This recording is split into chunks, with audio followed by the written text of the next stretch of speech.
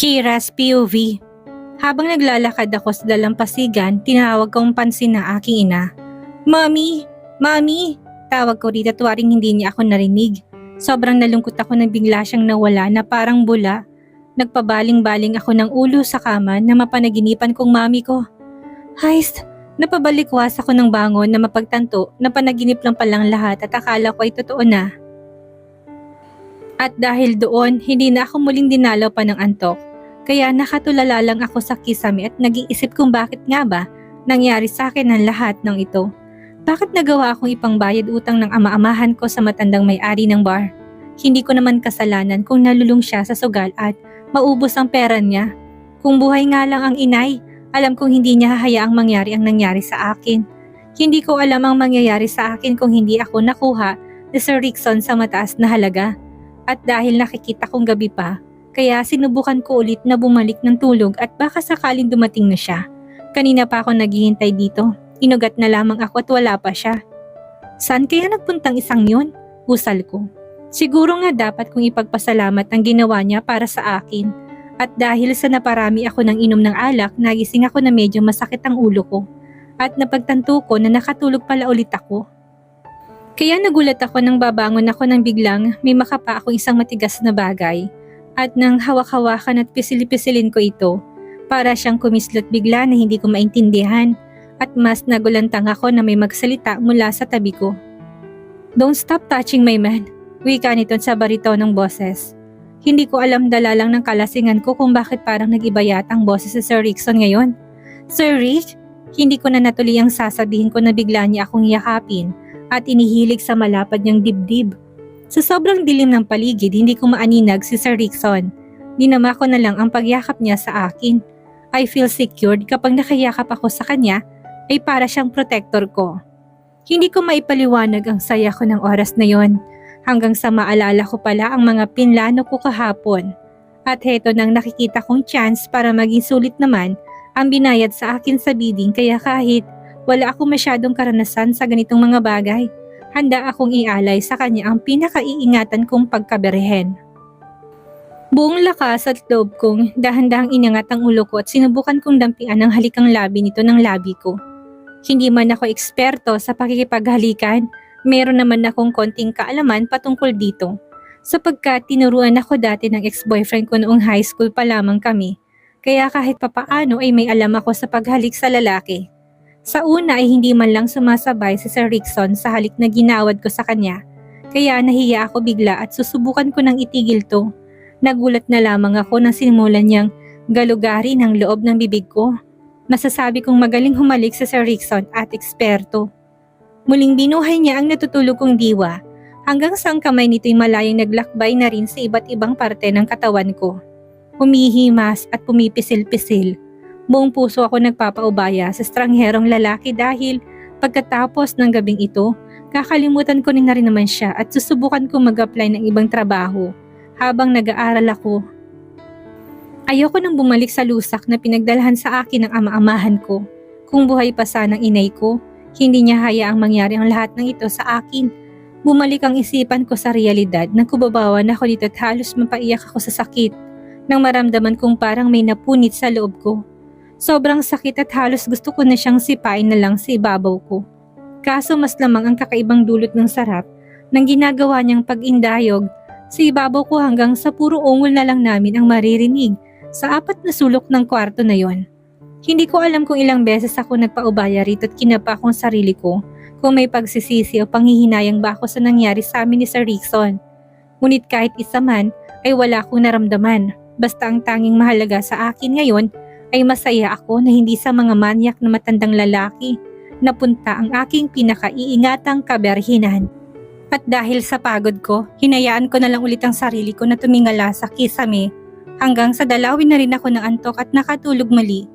Napatingin ako sa may bintana at mag-uumaga na nang magising ako. Medyo masakit pang katawan ko lalo na't sa parteng ibaba ko. Pakaramdam ko ay nabugbog ang katawan ko at para akong lalagnatin ng oras na yon lalo nang masalat kong mainit ang noo ko. Napangiti ako nang maalala ang mga ginawa ni Sir Rickson sa akin sa nagdaang gabi. Masasabi kong ekspertong lalaki sa pakikipagtalik. Marami kaming ginawang posisyon na hindi ko makakalimutan. Nang maalalang katabi ko nga pala ito, babatiin ko na sana siya ng good morning para naman gumanda ang gising niya. Good morning, Sir Rick. Halos matutup kong bibig ko nang makitang hindi si Sir Rickson ang nakatali ko noong nagdaang gabi. Oh my gosh! Anong katangahan to, Kira? Saway ko sa sarili ko. Gusto kong magsisigaw at magpaanik ng oras na yon, kaso lamang sa akin ang pagkatakot. Kaya sa takot na baka magising na ito, mabilis akong bumaba ng kama at sinuot ang polo sa lapag na nakalat. Hindi na ako nag-abalang maligo pa at kailangan ko nang umalis bago pa siya magising. Ayoko magtanong ito at humaba pang diskusyon namin. Sinipat kong mukha niya, gwapo naman ng lalaki. Pero mali pa rin ang ginawa ko. Ay, ang tanga mo, Kira. Sana lang binuksan mong ilaw kagabi. Sisi ko sa sarili ko. Pero ano pa bang magagawa ko? Nangyari ng lahat. Maingat at dahan-dahan akong naglakad palabas ng kwarto at bigla na lamang pumatak ang luha sa mga mata ko. Ang tanga ko talaga. Bakit pa hindi ako nagtanong kagabi? Sinong lalaking yon at anong ginagawa niya sa kwarto na yon? Gulong-gulong isip ko ng mga oras na yon. Hindi ko alam kung saan ako pupunta, pero ang mahalaga ay makaalis ako sa lugar na yon bago niya ako maabutan pa. Mabilis ang naging pagkilos ko. Sumakay kaagad ako ng elevator at pinindot ang ground floor para dumiretso ako sa lobby area. Pagkabukas agad ng elevator ay nagmamadali akong lumabas dito. Naglakad ulit ako palabas ng hotel at naghintay na may pumarang jeepney. Ngunit wala man lang tumitigil sa harapan ko, kaya napaisip na naman ako at nangako na simula sa araw na yon, kakalimutan ko ng lahat na nangyari at ibabaon ko sa limot ang katangahang nagawa ko. Ilang minuto na ako naghihintay kaso wala talagang gustong tumigil sa harapan ko. Kaya naglakad-lakad ako sa labas at naghahanap ng masasakyan. Hanggang sa may tumigil na pulang van at dahil sa pagod, bigla na lamang ako nahilo at nahimatay. Hindi ko na alam kung ano pang susunod na pangyayari sa akin.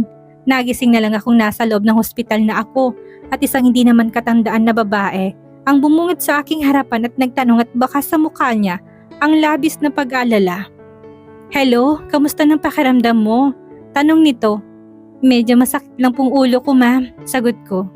Mabuti naman, pasensya ka na kung nabangga kita. Aniya. Ho, hindi naman po.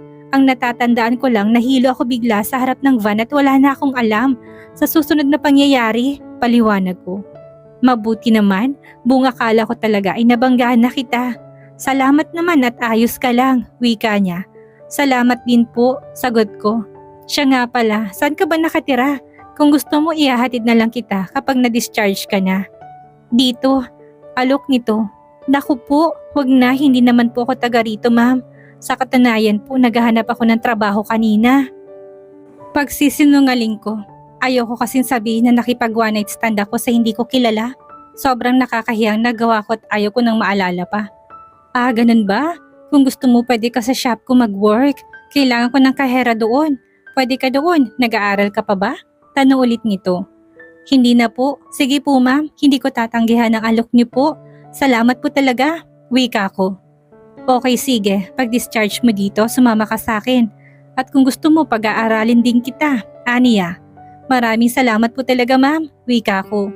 Blessing in disguise pa yata nang mahilo ako. Bihira sa iba ang tumulong, lalo na sa taong hindi mo naman lubusang kilala pa.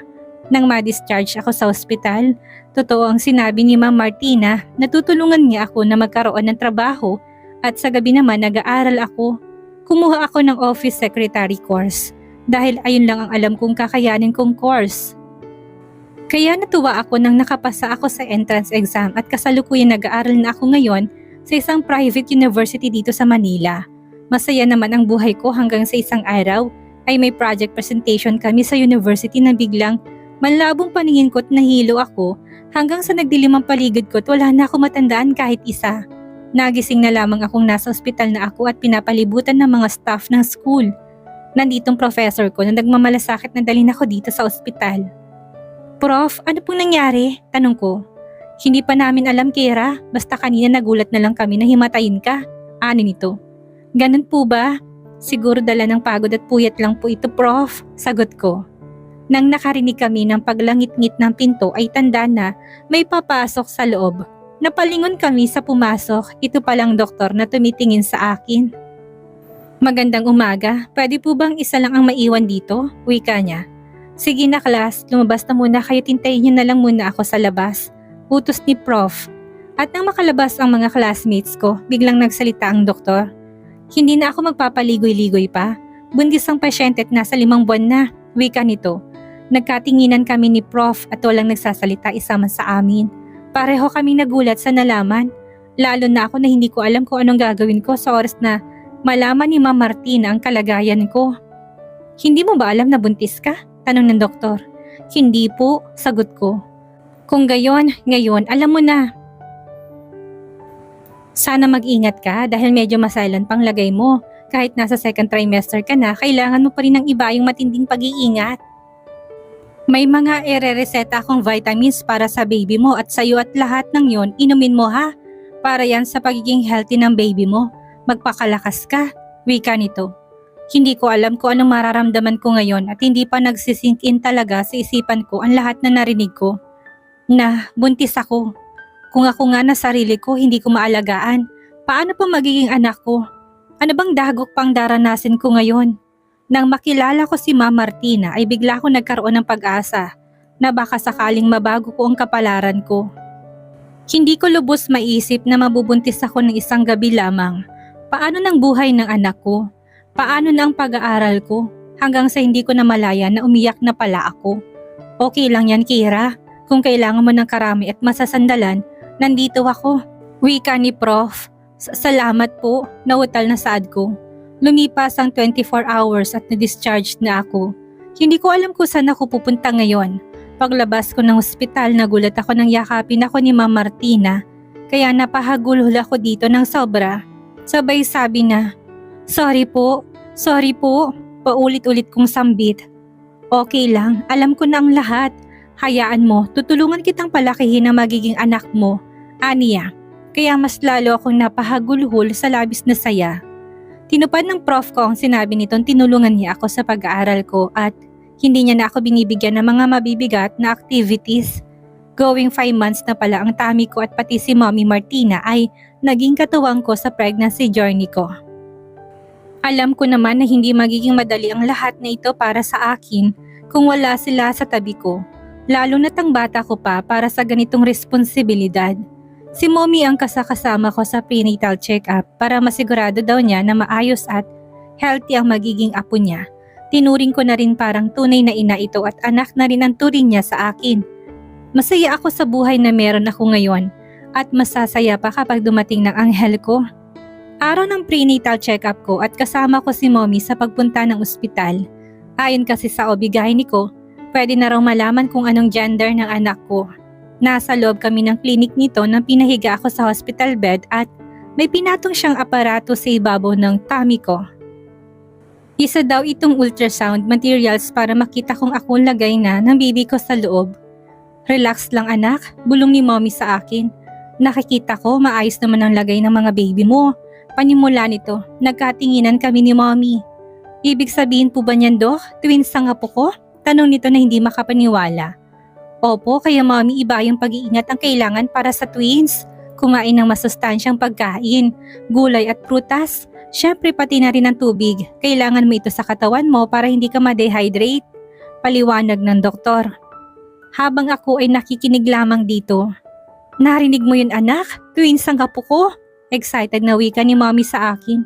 Opo Mommy, sagot ko naman. Ang gender ng twins ay parehong lalaki. Identical twins sila, kaya medyo may mga bagay na hindi sila magkapareho talaga. Pero ang sinisigurado ko lang ay isang mukha lang nila kaya huwag kang malito Mommy. Ngayon pa lang ha, paalala nito na ikinangiti ko. Thank you po Doc, tatandaan ko po lahat ng bilin nyo. Wika ako. Very good kung ganon. O sige, maiwan ko na muna kayo sa ngayon at may iba pa akong pasyente. Kung may mga kakaibang karanasan katulad ng spotting at matinding pagkahilo, pumunta ka agad sa akin para magpakonsulta. Huling paalala nito. Nang makalabas ang doktor, masayang-masaya si Mommy sa balitang natanggap. Ako man ay masaya, ngunit nandoon sa puso ko ang labis na pagkabahala kung kakayanin ko nga bang magluwal ng kambal. O anak, may problema ba? Tanong ni Mommy nang mapansing tahimik ako. Wala po Mommy, mag-aayos lang po ako, sagot ko. Okay sige, bilisan mo lang at uuwi na tayo. Aniya, Napatingin ako sa salamin at napatanong, kaya ko na bang maging ina? Handa na ba ako? Mga tanong na umukil sa isip ko. Mabilis na lumipas ang bawat mga araw hanggang sa dumating ang araw ng panganganak ko.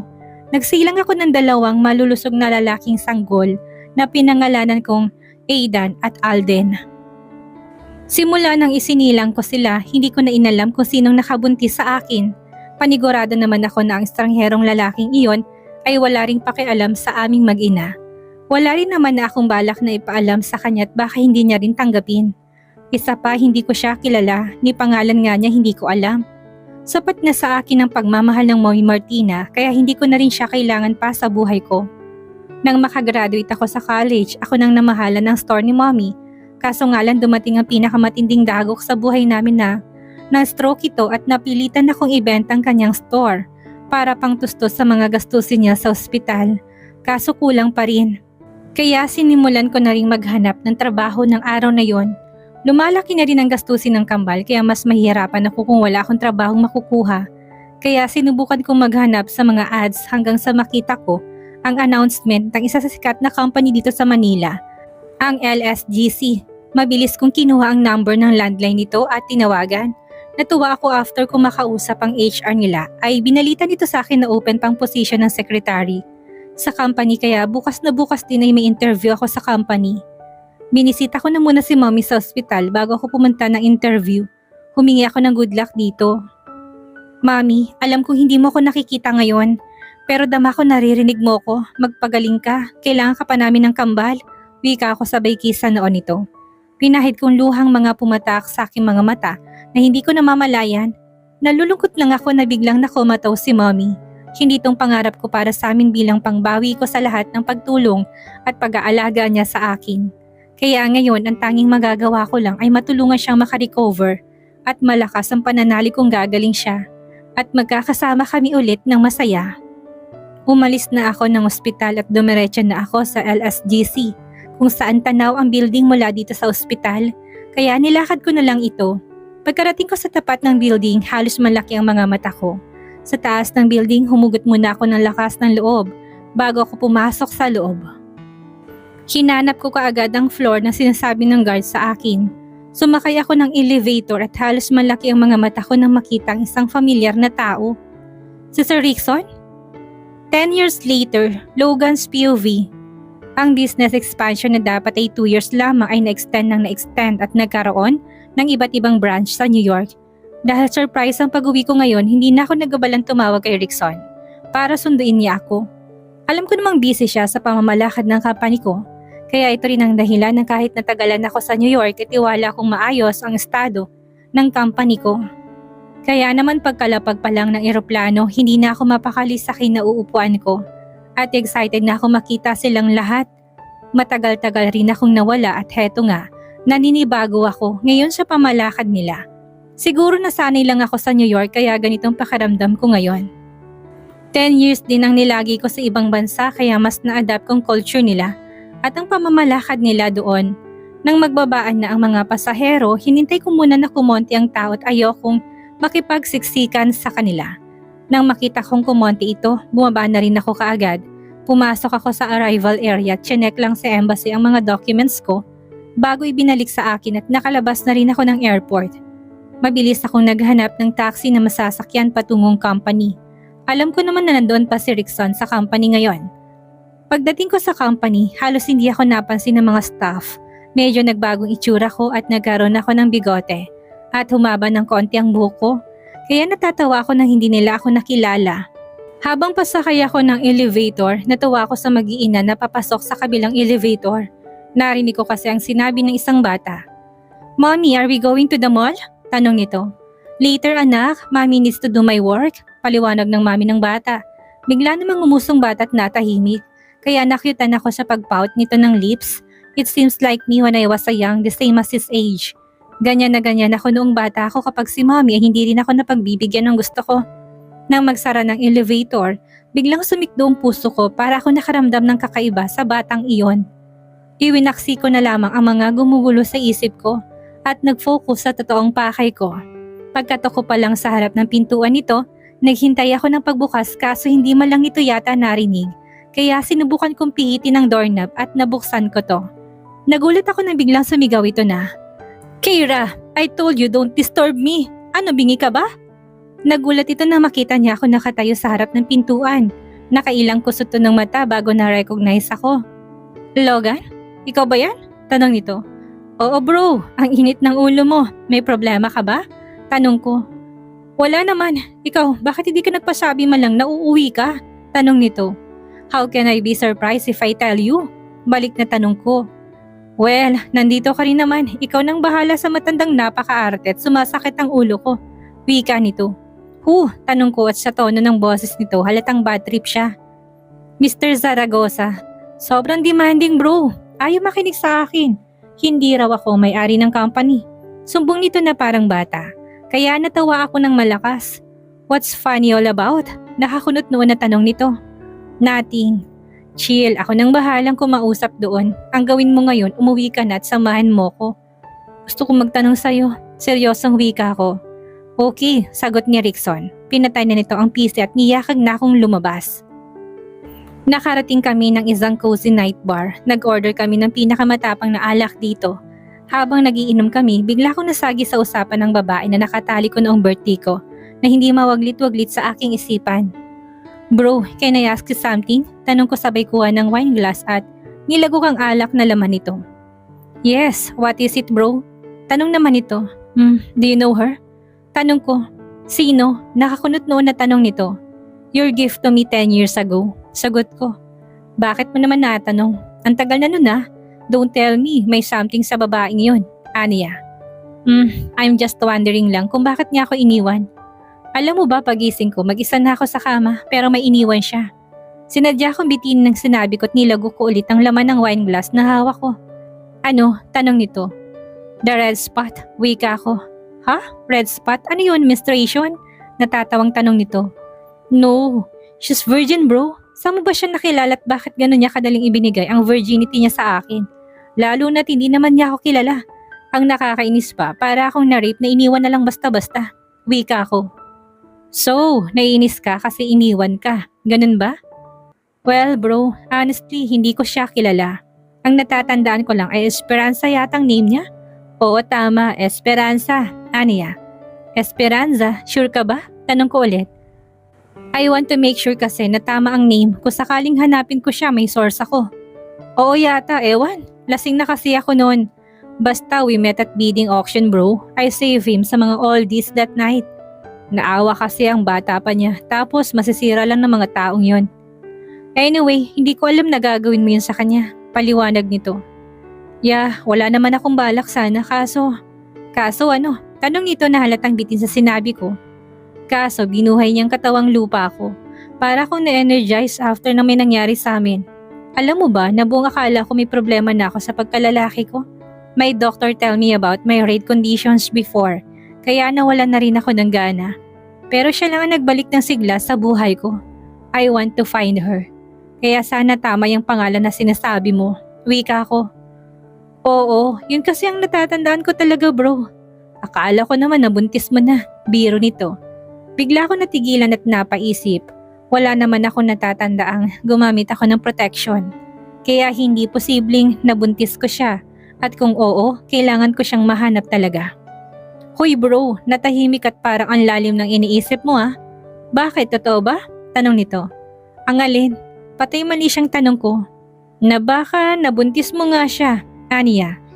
"I didn't know bro, kaya nga tinatanong ko sa'yo since ikaw ang nakakaalam." "Saan mo ba kasi siya nakilala? Kilala mo ba ang family niya?" Tanong ko. "Naku bro, hindi ko siya kilala. Nakilala ko lang siya that night. I won the bidding auction." Saad ni Rickson habang sinisimsim ang alak nito. "Bidding auction?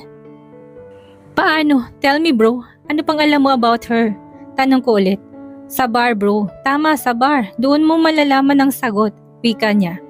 Hindi ko alam kung ginugood time ba ako nito pero bakit bar at saang bar? Lasing na rin kaya siya at kung ano-ano nang pinagsasabi. "Okay, mukhang may tama ka na bro. Bukas na natin pag-usapan ulit. Saan ka na ba nakatira ngayon?" Tanong ko para maihatid ko na siya. "Ako? Saan yan Garden Subdivision? Bakit mo naman natanong?" Tanong nito na si semplang-semplang sa labis na kalasingan. Wala lang, ihahatid na kita nang makauwi ka na, ani ko. Naku, wag na. Kaya ko sarili ko, wika niya. Are you sure? Hindi ka na makaayos ng lakad eh. Okay lang. Nasa bahay kasi si Madison. Ayoko magkita kayo at baka Kat is trying to say. It's okay bro. I'm okay and happy now. Matagal na ako naka-move on sa sister mo. Proud na sambit ko. Totoo naman, mula nang huling nagkita kami, ibinaon ko na siya sa limot at ang lahat ng sakit na naramdaman ko ay iniwan ko dito. Kaya pagdating ko ng New York, looking forward ako sa bagong buhay ko at bagong ako. Wala na rin namang galit sa puso ko. Pinatawad ko na rin sila sa puso't isip ko. Hindi man kami nagkaroon ng chance na magkapatawaran. Personally para sa akin at wala na yon.